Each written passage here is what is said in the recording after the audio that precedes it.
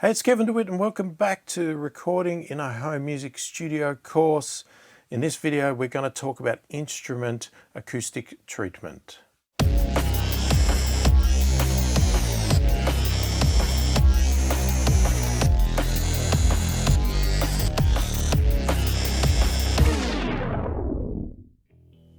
So instrument acoustic treatment, okay, I have talked about acoustic treatment a few times. I did it in my previous course, but what we're talking about here is we're not talking about the room acoustic treatment, okay? So when we're talking about mixing and all that sort of stuff, a lot of the time we put treatment on the roofs and the walls around the mixing desk. In this one here, we are specifically talking about acoustic treatment for the instrument, and that includes vocals. So what I'm talking about here is that it's not necessarily treating the room. It can be if you have a set of drums and you have a permanent location for that. You may put acoustic paneling on the walls around it or on the roof above it, that sort of thing.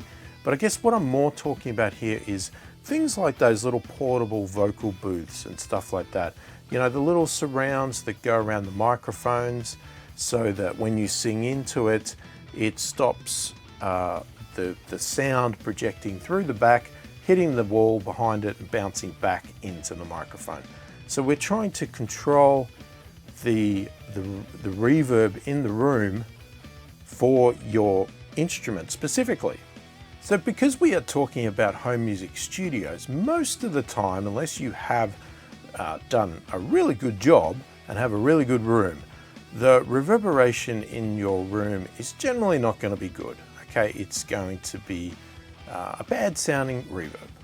So my interpretation of that is usually that what we should do is record as dry as possible, getting rid of as much of that reverberation as possible. And then what we can do is that in the mixing phase, we can then add in some good quality reverberation plugins to get a nice reverb sound added instead of a nasty one that's, you know, in your room with bad frequency balance and all that sort of stuff. So as I mentioned in the previous video, obviously if you're using electric guitars and you're plugging directly into your audio interface, or even if you have an amp and cabinet with a microphone, because you generally put the microphone that close to the cabinet, the reverb doesn't even come into play in your room. But it can, but generally it doesn't. Those sort of situations, or if you're using virtual instruments, obviously you don't need to worry about it because you're not recording the sound in the room as such. You're not getting any reverberation. What we're talking about is primarily going to be vocals and any acoustic type instruments, you know, acoustic guitars or percussion or anything that you play that is acoustic and is being microphoned up in a room. Now what we generally want to do, as I said, is put something around the front of the microphone so that sound does not go past it and bounce back off walls and that sort of stuff. Now another thing is that you can put stuff behind you. So if you are standing in front of a microphone and you're singing, you've got something behind the microphone, you might want to put something behind you so that again, any sound that projects backwards does not bounce off walls behind you and even on the sides. So you could totally enclose yourself. Now, one thing you can do with vocals is if you had a little cupboard, you could, in theory, stand your microphone in that tiny little cupboard, get in there yourself and have all the walls and roof treated to make it entirely dead, okay? That's one trick you can do there, but if you don't have that luxury, then it can be a matter of just putting certain products around you. Now they can be foam, they can be whatever else, you know, there's things that are better than others, of course. There's proper made surrounds and vocal booths and all that sort of stuff, but you can also get some really thick blankets to put behind you to hang up, and that will deaden the reverb a fair bit, and just items like that. That's what you want to think about. And that's, you know, even with your guitar, as I said, you can, those vocal booths can be used on acoustic guitar. You just need to place them at the right level and have your guitar facing into it.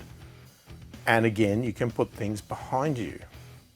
Now you can also get something that I've heard, I don't know if other people call it this, but I refer to them as that, and they call them gobos, or you can make your own. I made my own, and they can be just some acoustic treatment in a wood frame that has wheels on it or something like that that you can move around in your room to place in different locations. So you can have a couple of them that you put beside you, at the back of you, whatever else.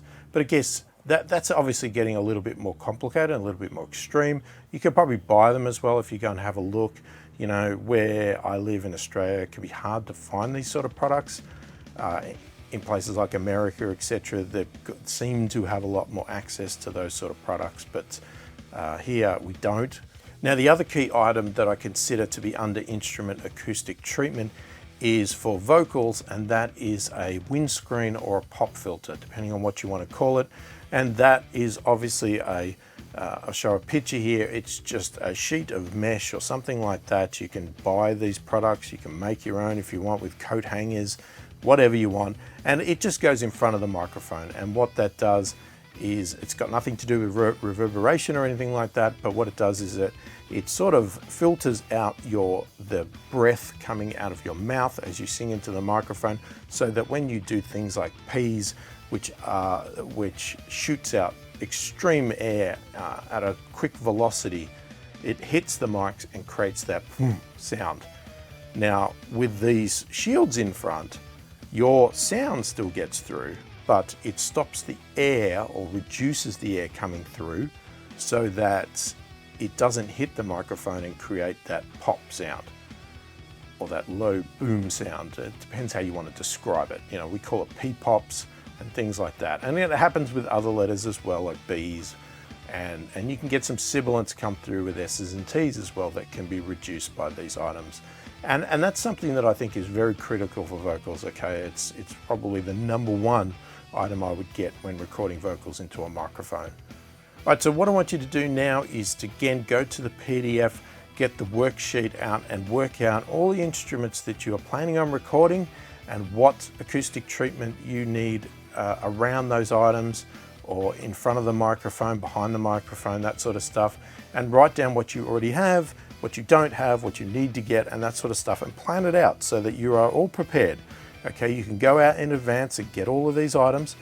I'm not talking about spending lots of money, okay? This is all home music studio stuff, so don't expect what I'm saying here to write all this stuff down, that you need to go out and go and buy all the expensive items that are gold plated and everything else. As I said, make your own, throw blankets up behind you, whatever you need to do to get the results you want. And it doesn't have to cost you money if you can get things for free or find them, right? But I want you to consider what you need, what you think you need, and how you're going to do it, and what you need to get, and write it down on the worksheet so that you can go ahead and plan it all out, get it ready, so that when you do.